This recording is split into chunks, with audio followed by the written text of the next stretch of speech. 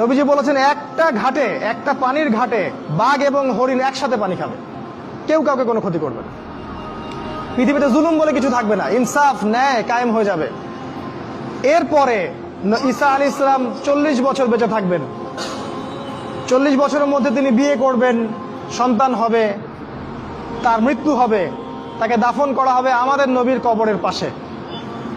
এবং তিনি যখন ইন্তেকাল করবেন তারপরের মানুষগুলা আরো জঘন্যভাবে খারাপ হওয়া শুরু করবে, এর রাস্তায় দাঁড়িয়ে জেনা করবে। আর এই মানুষগুলোর উপরে হঠাৎ একদিন সকালবেলা সূর্য পশ্চিম দিক থেকে উঠে যাবে এবং একটা লোকমা মুখে তোলার জন্য মানুষ মুখে নিবে, মুখে তুলতে পারবে না, তার আগে কিয়ামত হয়ে যাবে।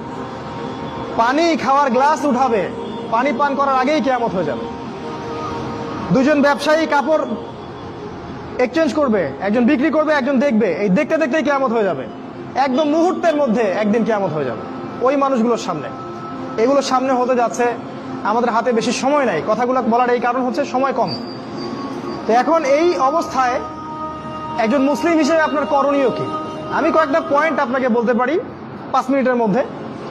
এই কয়েকটা পয়েন্ট যদি আপনি একটু মেনে চলেন, ইনশাআল্লাহ আপনিও শেষ জামানায় সফল হবেন ইনশাআল্লাহ। যদিও বা এই জামানায় সফল হওয়া খুব কঠিন, খুবই কঠিন। নবীজি বলেছেন ঈমান ধরে রাখা এত কঠিন হবে যেমন হাতে আগুন ধরে রাখা কঠিন হয়। হাতে আগুন ধরে রাখা কি কঠিন?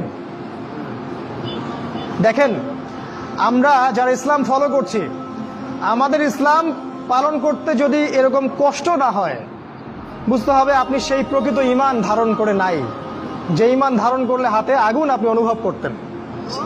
সত্যিকারের ঈমান নিয়ে চলেন, সমাজ আপনার শত্রু হয়ে যাবে, পরিবার শত্রু হয়ে যাবে, রাষ্ট্র বিশ্ব শত্রু হয়ে যাবে আপনার। নবী সাল্লাল্লাহু আলাইহি ওয়াসাল্লাম বলেছেন যে শেষ জামানে ঈমান ধরে রাখা খুবই কঠিন হবে। সকালে মানুষ মুমিন থাকবে, বিকেলে কাফের হয়ে যাবে।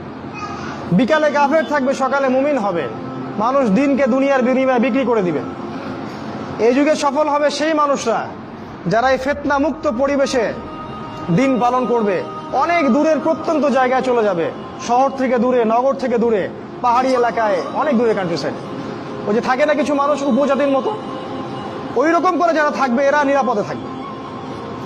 কৃষি জমি চাষাবাদ করবে, নিজের খাবার নিজে খাবে, মাছ চাষ করবে, গরু চাষ করবে, ছাগল পালবে, শহরের ফিতনায় জড়াবে না।